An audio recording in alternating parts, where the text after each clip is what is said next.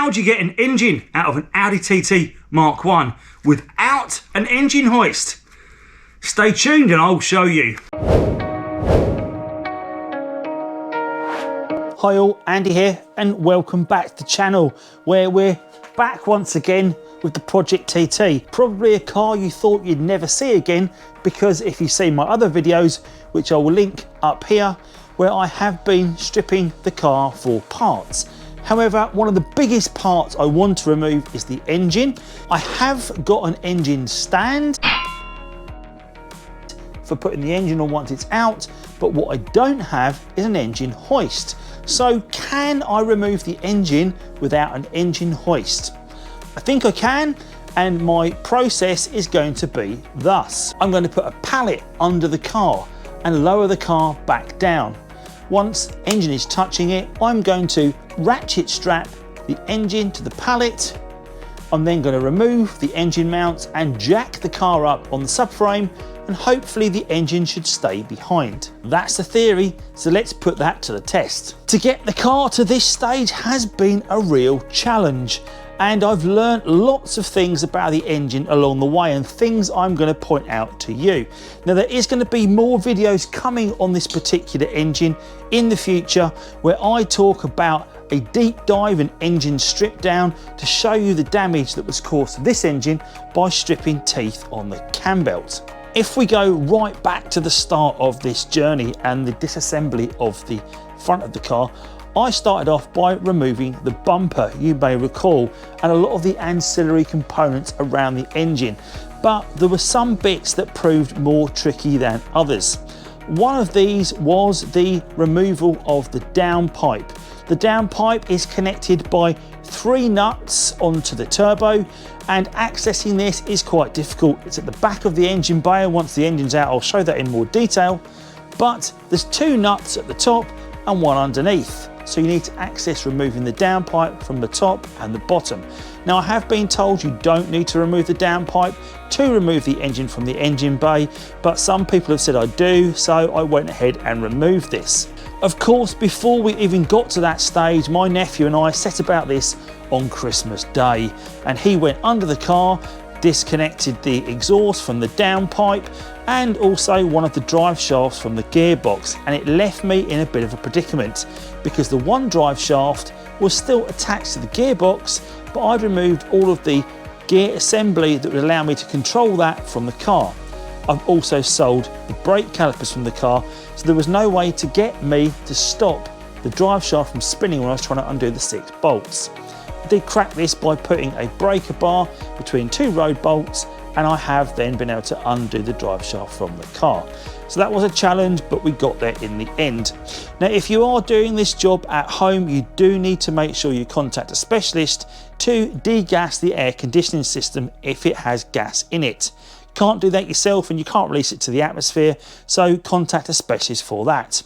We've also drained all the fluids from the car, and that includes the coolant, the oil, the gearbox oil, the power steering fluid, and of course the brake fluid, all of which have needed to be disposed of safely.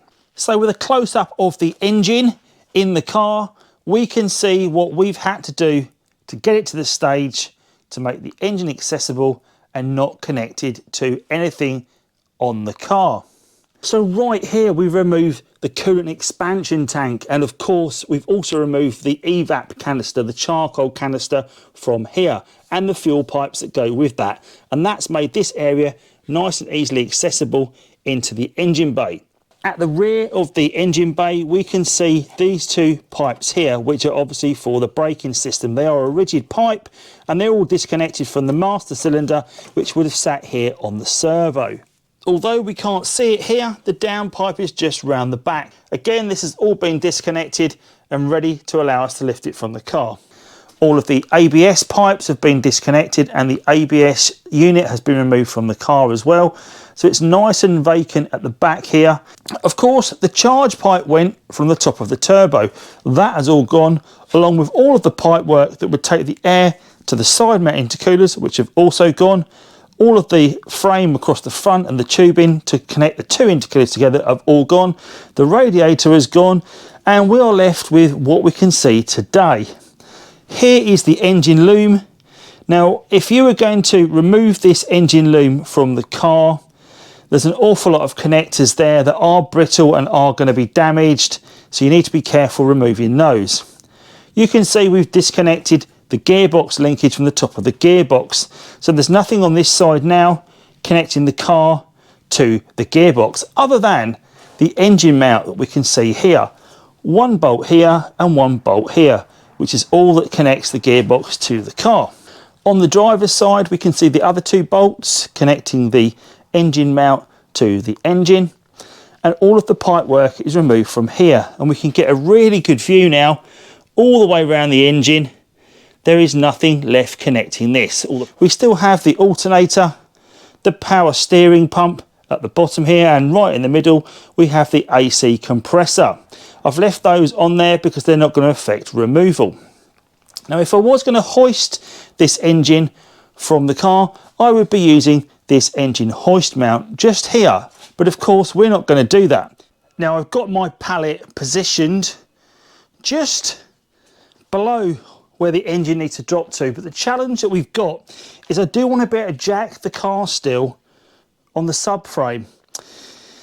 But the thing is, the subframe is almost fouling the back of the engine when we put this on. So somehow I've got to work out how I get the ratchet strap around the engine, under the subframe and onto the pallet and almost underneath the engine without going too far back to go on the subframe, because we don't want the subframe to be coming off with the engine, because that's going to be raising the car up.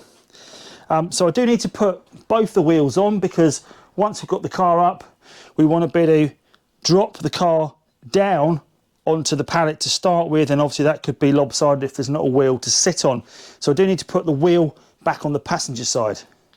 Looking under the car, you can see where the engine is and where the subframe comes, and also the dog bone mount. We've disconnected the dog bone mount bolts, so that's no longer connected to the car. So the engine does move around if I give it a sway, but there is this bar that seems to go across the subframe right here and here, and this is a 16mm bolt both ends, and I think that is fouling the pallet from sitting on the engine. So I'm going to remove this bar as well to give us more access to the bottom of the engine. Now here we have the dog bone mount, and it's held in place by two screws or two bolts either side that bolt it to the subframe, and as you can see, it's going to foul the bottom of the engine, so we need to remove this. However, the bolts that hold the dog bone mount in place tend to lock up and seize, and they're hard to get out. And as you can see from here, we've got one out nice and cleanly, and one we've had to hack into the dog bone mount just here to get this off. Now it has been removed and I've now got it out, and you can see there where I've had to hack it off, so that's not great. Now what happens is, as you can see in the subframe, there's no way to access these bolts from underneath, because what you'd want to do is put some penetrating fluid in there. Did squirt a lot in, but there was no way out of that. This is the one that's caused the problem. Now obviously I can now remove that, and you could drill it out if you want to drill it out, but because I'm not going to be saving this dog bone mount, I was able to hack into it. It's only aluminium, so it comes out nice and easy. So with that removed, there's nothing now fouling the bottom of the engine, so we'll bring the pallet back about as far as here, making sure it's not fouling on the subframes. Although I want to offer the pallet up, what I want to do next is to feed a ratchet strap around the back of the engine to ensure I'm not getting it caught behind anything that's going to stop the engine coming away. So I'm going to feed it down from the top through the engine, and then I'm going to get under the car and have a look to make sure when I pull that strap through, it's not behind any components that are going to keep it in place. So let's get a ratchet strap. In fact, I'm going to use two ratchet straps, and these are heavy duty ones, to ensure I'm getting even pressure on the engine, because I think fixing it in just one position might mean it's a bit lopsided or it might fall off. But if I support the engine on both ends of the engine, maybe one around the gearbox and one around the engine, it should keep it nicely in place. Now I know the downpipe is just here, so I'm going to try and feed this down just this side of the downpipe, lower it down around the back of the engine. Now, because I'm lowering it and it's acting like a plumb line, it might be going too far back, but we will just lower that down and see where it ends up. I can hear it's hit something, so I'll have a look under the car and see what that's catching on. So here's where I thought that strap would come through, but I can't see it. So there is the downpipe, as you can see, highlighted just here. So we want to get that cable around the back of that and through here somehow.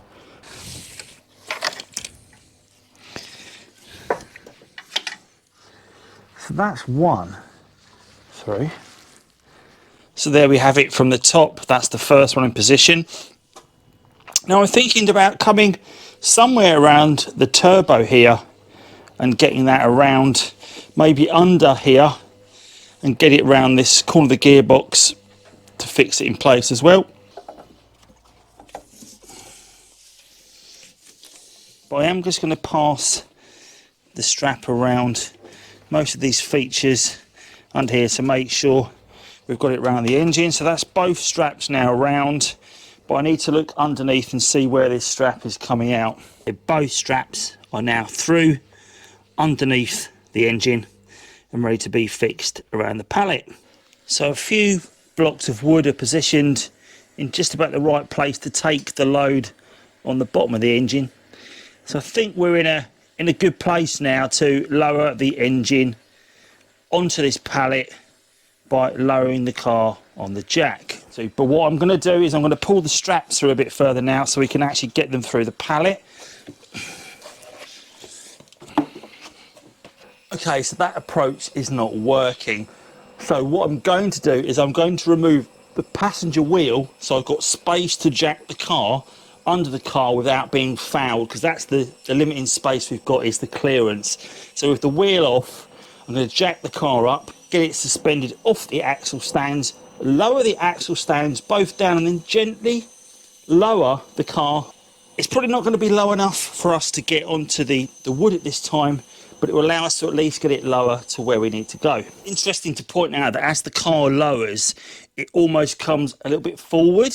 So I'm going to have to keep sliding the pallet back a little bit so that it's not fouling the control arms and the subframe. Do you know what I'm realising during this job is the pallet is just not deep enough to get to the bottom of the engine. So rather than trying to drop the car low enough, I might keep the car up a little bit and add a second pallet so the car hasn't got to come down as far, because we are quite a long way away from hitting that pallet. After much toing and froing, we've now got the engine lowered onto the pallet. The sump is now touching this, so we're in position to hook it up and then affix it with the straps into position so it is supported before we start undoing the engine mounts, raising the car up, and then hopefully removing this from the car. So this engine is now firmly hard down, and we are going to remove these 4 engine mounting bolts next that are holding the engine in position. Now they are going to be done up extremely tight because of what they're doing for the car. So you will need a breaker bar, and also you will need an 18mm socket to get on these bolts and loosen them off.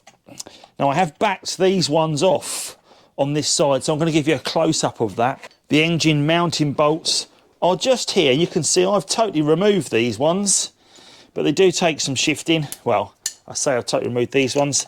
The second one is still in place, but I have loosened it off. I've also removed this top mount as well, so we can remove that completely from the engine. And so there is one engine mount off, and you can see all the rubber inside there also. So let's move to the gearbox side. Again, these have been loosened, but they do take some shifting to start. Now what I am conscious of before I remove these completely is all that's holding this engine onto the pallet is the 2 ratchet straps. And because of my precarious position of legs right next to the engine, I'm going to move to the side of the car to remove these bolts in case that engine lurches any particular direction. Obviously it's not going to come sideways, but I think it would be safer to work on this engine from the side. There is no tension on that bolt whatsoever now, so the engine is obviously sinking a little bit into the pallet. These outer engine mount bolts are quite obvious on the driver's side, but on the passenger side not so much. They're also a 16mm, and there is a hole in the loom here, in the case of the loom, for accessing the rear one, and at the front it just slots down, but you will need an extension bar to get on that to make a good connection. But they do undo quite easily, which is a good sign. So securing the rear of the mount is this one bolt right here. Looks like about a 12mm bolt, maybe a 13. Is it 12 or 13? It must be a 13. Common size in the car. So hopefully that engine mount should just lift off now, which it does. Both engine mounts are now removed, and the only thing holding the engine in place is that pallet. Now, while we are in the position of not being able to shift a 350 kilo engine, I'm wondering, because it's on this pallet, if there's any movement whatsoever. There is. And I'm just going to wriggle that. So there seems to be something still holding that in place. So I found the problem that was stopping the engine coming out, and it was down to the prop shaft. Now, I didn't take the prop shaft off myself. That was done by my nephew, and I thought he'd removed all 3 bolts. But there are 3 bolts that hold the prop shaft in place, and I'm going to show you one of those right now. And it looks just like that. It's a 10mm multi-spline bit that we'd use to remove that. There's 3 of those on the back of it, and when we get the engine off, I'll give you a close-up of that. And we'll start with the prop shaft, and there are 3 bolts that hold the prop shaft in place. And of course the prop shaft attaches to the back of the engine through this hole, and it attaches to the engine block through these 10mm spline bolts. Looking at the back of the engine, we can see where the prop shaft would engage right here, and the 3 holes that would attach the prop shaft to the back of the engine that you must remove. But that was what was stopping the engine coming out. So the car is not really jacked up at all. It's on its original axle stands. The pallet does move, so I think we can just pull the engine back now towards the camera. So let's give it a go. It is rather heavy, but we will give it a bit of a go and see if it shifts. And we can probably shuffle this back a bit further.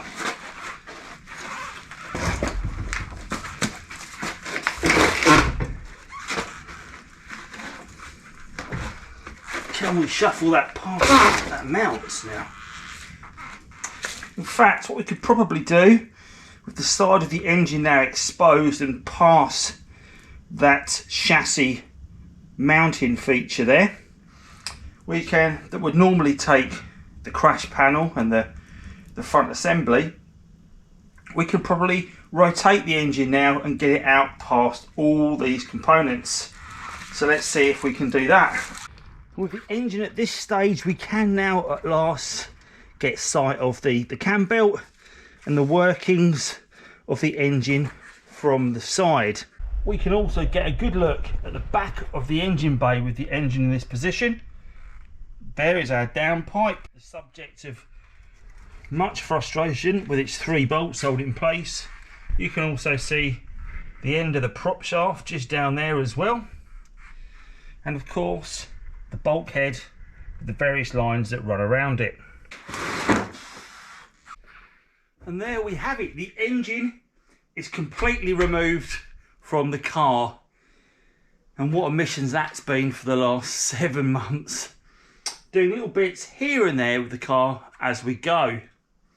It's a real, and what has been quite interesting after removing this is the amount of fluids that are still draining from the engine, and the gooing and the noises it makes as it all flows out. So be prepared to make a mess of your garage floor once you get it out. So thanks for joining me on this episode of how to remove your engine and gearbox from the car without an engine hoist. If you've enjoyed this video, then please do give it a thumbs up. and also think about subscribing to my channel, where you'll find a whole host of content on the Audi TT Mark1.